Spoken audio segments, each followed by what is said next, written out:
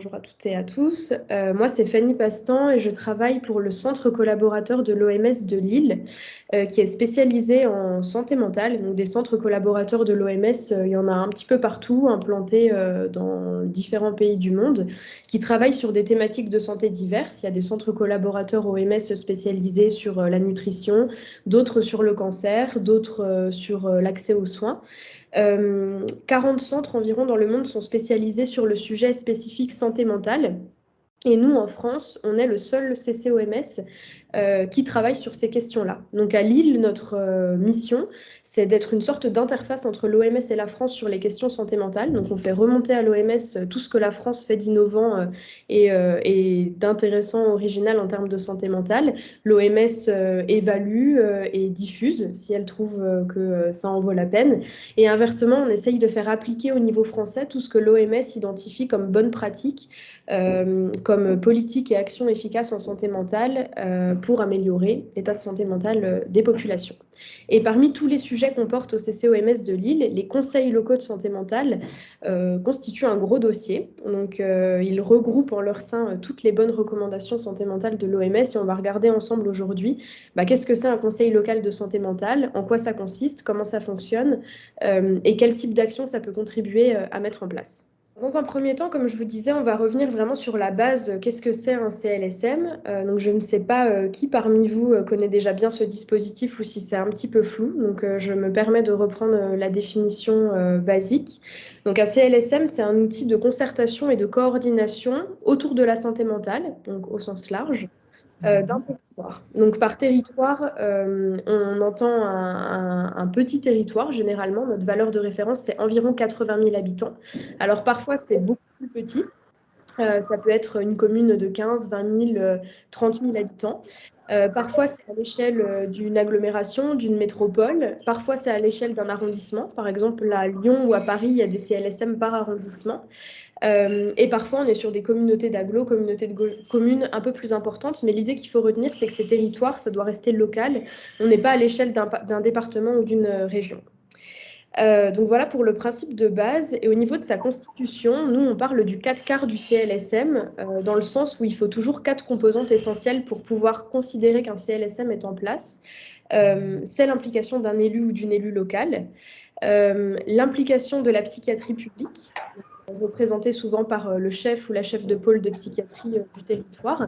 Et surtout, indispensable, il faut que des personnes concernées soient présentes dans ce CLSM, donc des usagers de la psychiatrie, des personnes concernées par une problématique de santé mentale, mais aussi des aidants. Et donc, ce 4 quarts psychiatrie, élu, usager, aidant permet de constituer le noyau dur de base du CLSM. Et ensuite, on va le voir ensemble, toutes sortes d'acteurs s'ajoutent à ce noyau de base.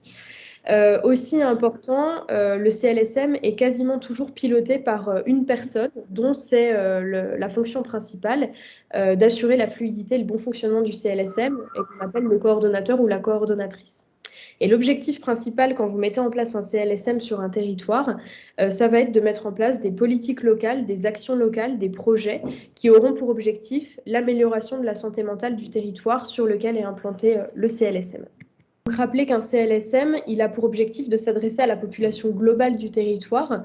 Moi, je rencontre parfois des élus qui veulent mettre en place un CLSM et qui ont en tête l'idée qu'il va s'adresser aux personnes qui vivent avec un trouble psychiatrique, un trouble psychique.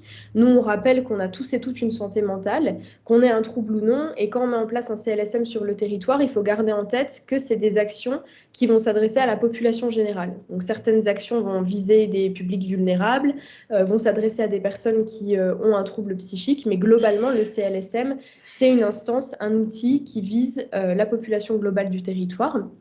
Et la deuxième chose que je tiens à préciser sur l'action des CLSM, c'est que c'est une action qui va être très centrée sur les déterminants sociaux.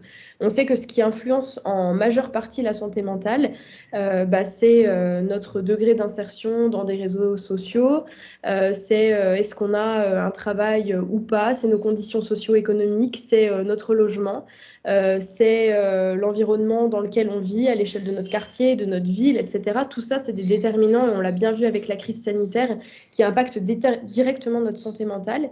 Et donc les CLSM, ils vont se concentrer sur ces déterminants-là pour proposer des environnements favorables à une bonne santé mentale et minimiser les risques aussi de développer des troubles. Donc on va vraiment être sur des actions globales, par exemple de lutte contre la stigmatisation, d'accès aux soins ou de parcours de soins, de promotion de la santé mentale. Qu'est-ce que c'est avoir une bonne santé mentale, une santé mentale positive? Tout ça, c'est des axes d'action que les CLSM abordent au travers des projets qu'ils mettent en place. Alors très concrètement, comment ça se constitue un CLSM?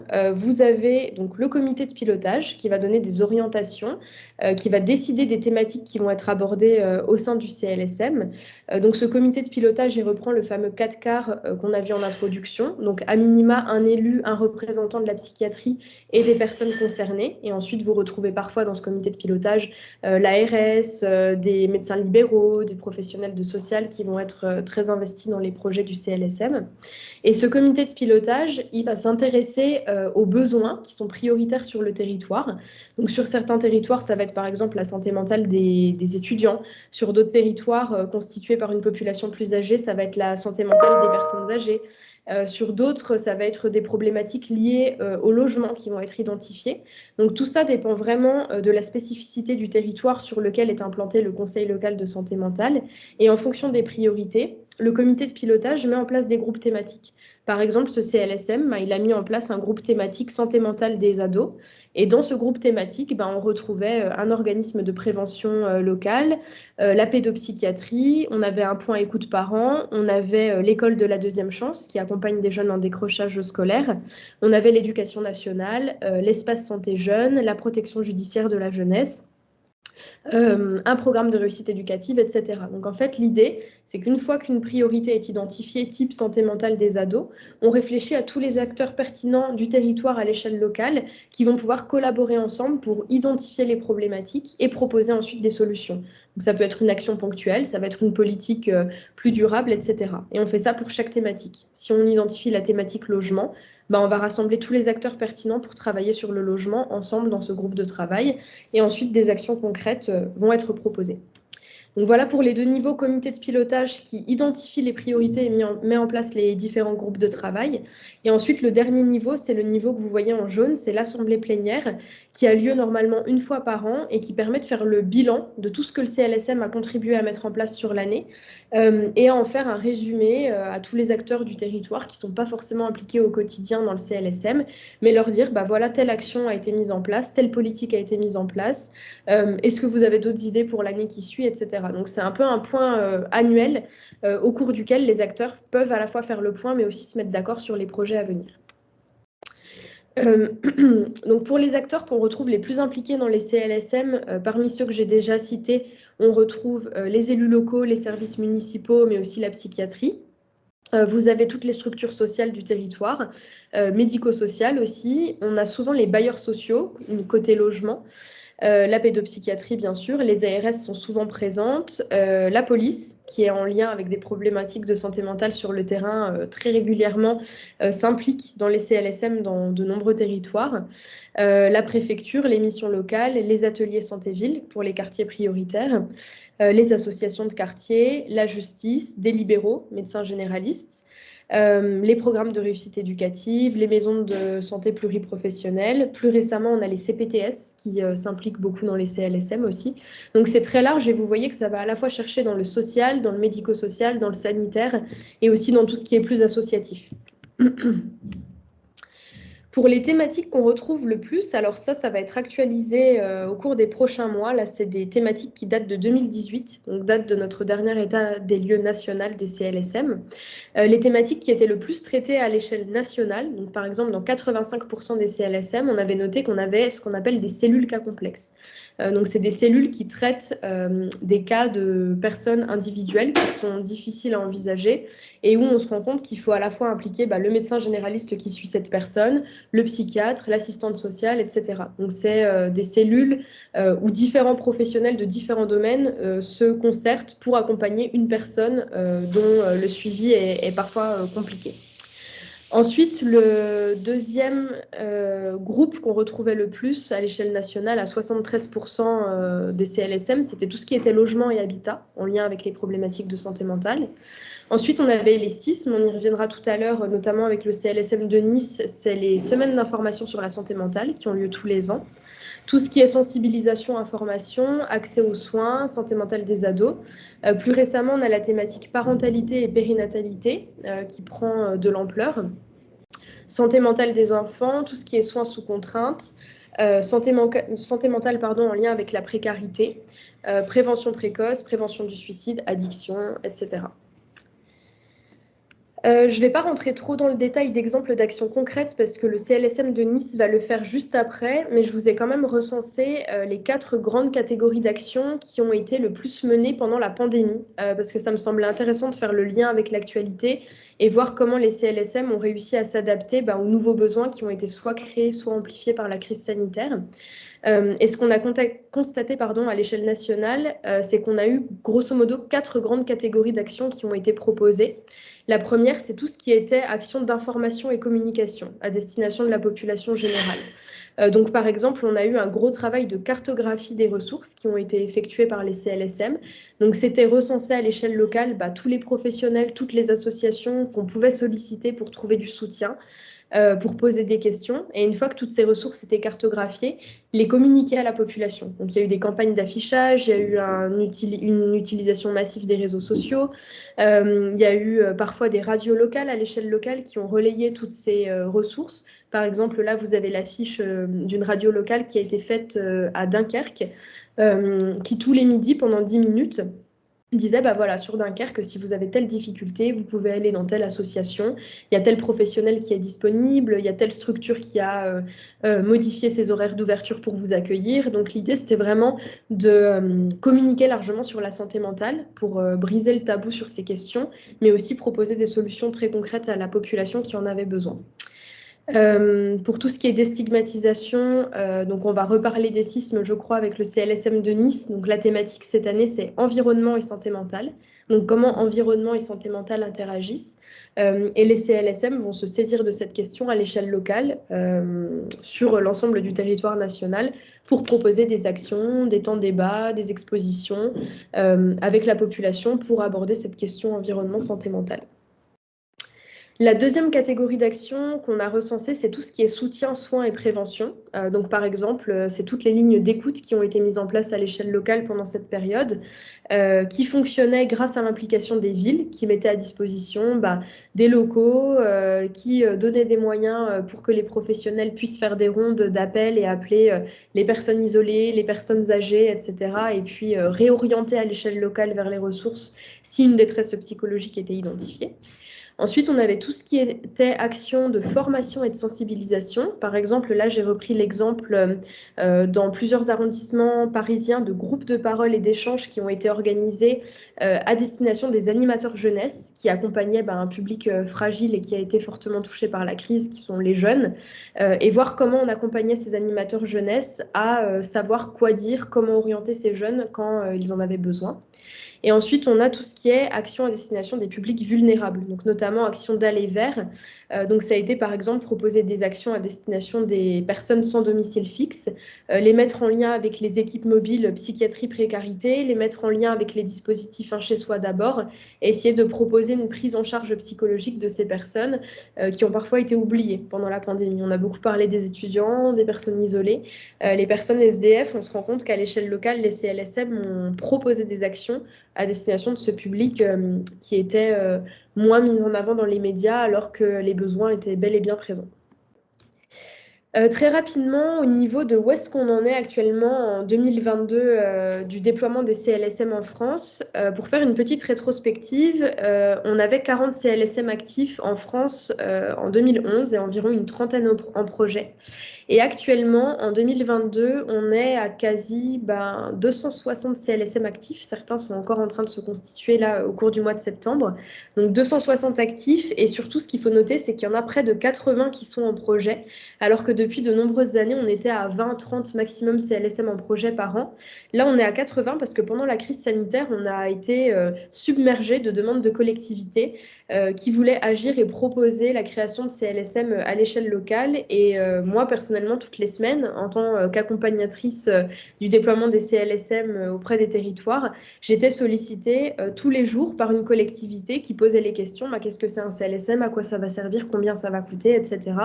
Et donc, ouais, on a quasiment 80 en projet actuellement là en 2022, ce qui est énorme, et on n'a jamais eu autant de demandes que depuis la pandémie. Il y a beaucoup de questions qui se posent actuellement sur les territoires, alors on pourra y revenir pendant les questions pour ne pas rentrer trop dans les détails maintenant si c'est un petit peu technique. C'est comment le CLSM s'inscrit dans le réseau actuel de dispositifs territoriaux de santé qui sont proposés. Vous êtes peut-être informé du déploiement des projets territoriaux de santé mentale à l'échelle départementale, les PTSM. On a les DAC, les dispositifs d'appui à la coordination, qui sont déployés aussi actuellement. On a les CPTS qui prennent de l'ampleur, les communautés professionnelles territoriales de santé. On a les ASV, les ateliers santé-ville. Donc en fait, on se rend compte qu'on a une myriade de dispositifs territoriaux de santé qui sont mis en place actuellement. Et parfois, on ne sait pas trop comment le CLSM s'articule de manière efficace avec tous ces dispositifs, avec les PTSM, les DAC, les ASV, etc.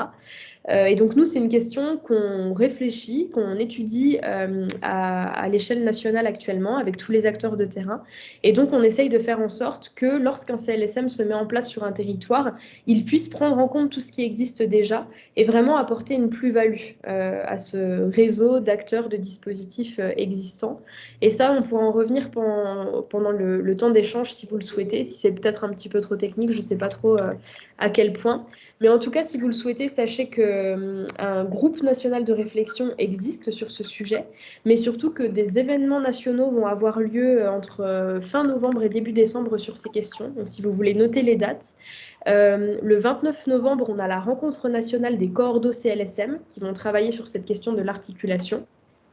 Le 30 novembre, on a la Journée nationale des CLSM qui est organisée avec l'association Élus Santé publique et Territoire, donc là qui s'adresse plus aux acteurs institutionnels, élus locaux, mais aussi professionnels de terrain pour voir quelle est l'actualité des CLSM dans le contexte post-Covid, comment on déploie les CLSM, comment on fait en sorte qu'il y en ait davantage au sein des territoires. Donc une grosse journée débat avec des associations d'élus, l'AMF sera présente, ESPT sera présent et on aura aussi France Urbaine qui sera là. Et enfin, le 1er et 2 décembre, on a un colloque international Ville et Santé Mentale qui est organisé par la ville de Nantes et où là, des personnalités professionnelles, élus locaux, médecins du monde entier, on aura le Japon, New York, l'Espagne, la Belgique qui seront présents pour discuter de comment, à l'heure actuelle, la santé mentale s'intègre au sein des territoires. Alors que pendant des années, ça a été vraiment l'apanage de la psychiatrie du sanitaire, comment les territoires et les collectivités se saisissent actuellement de ces questions, et on va faire une petite rétrospective internationale. Donc vous êtes les bienvenus si vous voulez vous inscrire à une ou plusieurs de ces journées. Notez les dates, 30 novembre, 1er, 2 décembre, et vous recevrez toutes les informations pour vous y inscrire très prochainement si ça vous intéresse. Je remettrai les liens dans le chat.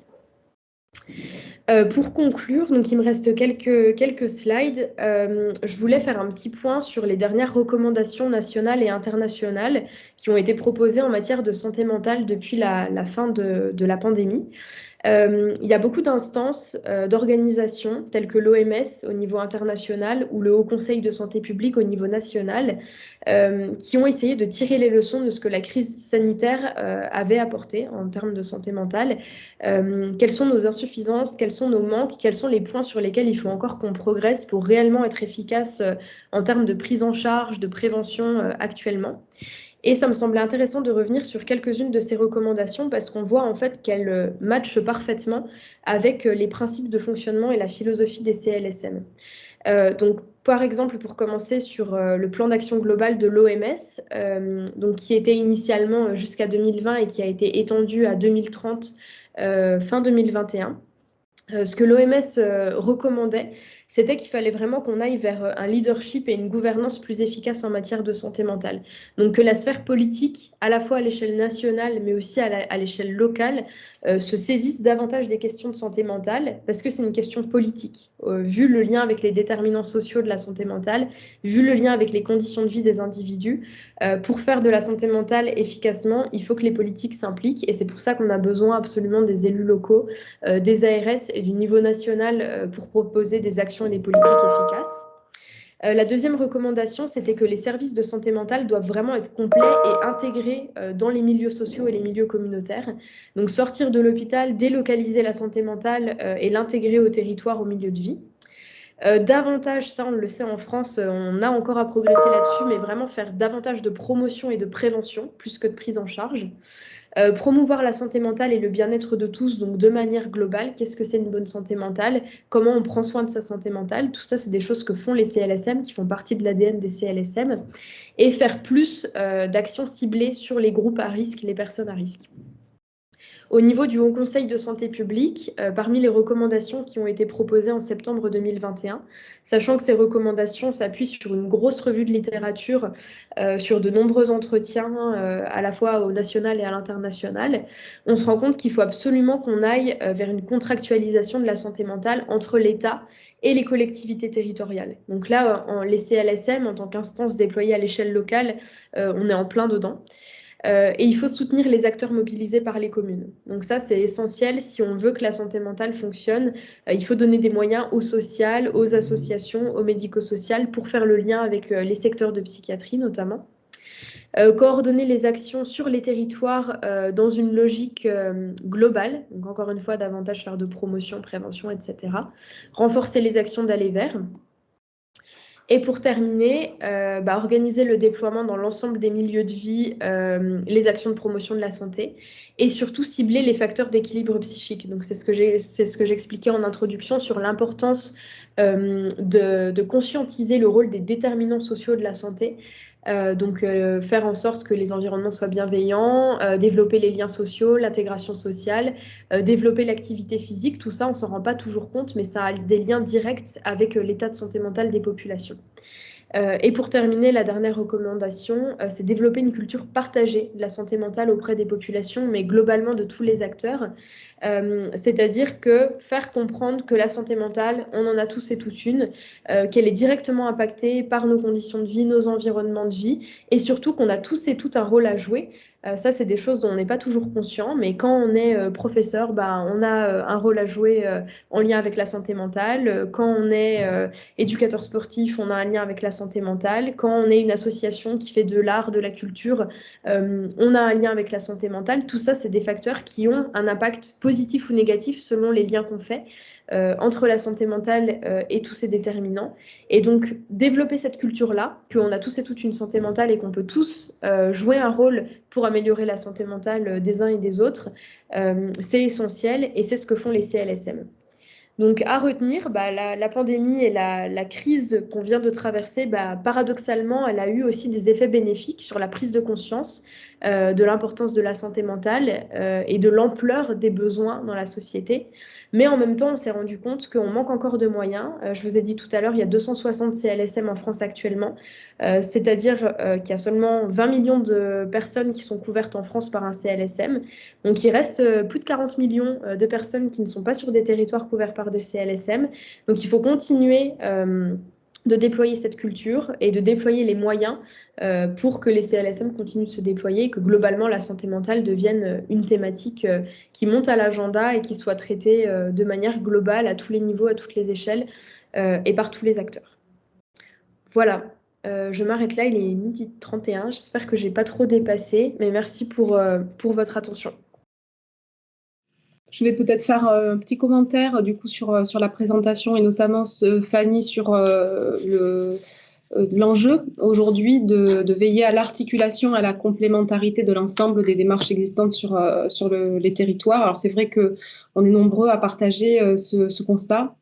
et ses besoins. Et en effet, nous, au niveau de la région Provence-Alpes-Côte d'Azur, on a commencé à œuvrer sur cette question dès début 2020, hein, c'est-à-dire au moment où les CPTS commençaient du coup à se mettre en place, avec tout l'intérêt du coup de favoriser l'interconnaissance des différents acteurs. Et pour cela, on vous encourage vivement à vous renseigner sur vos territoires, sur les démarches existantes. Il y a des partenariats intéressants, donc on avait valorisé, notamment lors d'une journée qui était un partenariat entre le CLSM de la ville de Grasse et de la CPTS qui couvrait ce territoire à titre d'exemple. Donc ça aussi, vous avez les présentations sur le site internet du CRES si vous voulez plus d'informations sur le contenu de ce partenariat. Je vous enverrai l'information tout à l'heure. Mais effectivement, c'est un vrai enjeu. Et puis, c'est quand même très positif de voir entre 2011 et aujourd'hui le nombre de CLSM qui se sont déployés. On rêverait d'un tel succès pour les contrats locaux de santé qui souffrent un petit peu plus peut-être, en tout cas sur notre territoire, d'un déploiement conséquent et qui constitue un peu le supra-dispositif sur de nombreux territoires en permettant d'articuler l'ASV, le CLSM, la CPTS et l'ensemble des autres acteurs impliqués sur les questions de santé. Donc, je vous laisse encore la possibilité de réagir, sinon on passe aux interventions suivantes. Très bien. Donc, je laisse la parole à Madame Barbara Pro,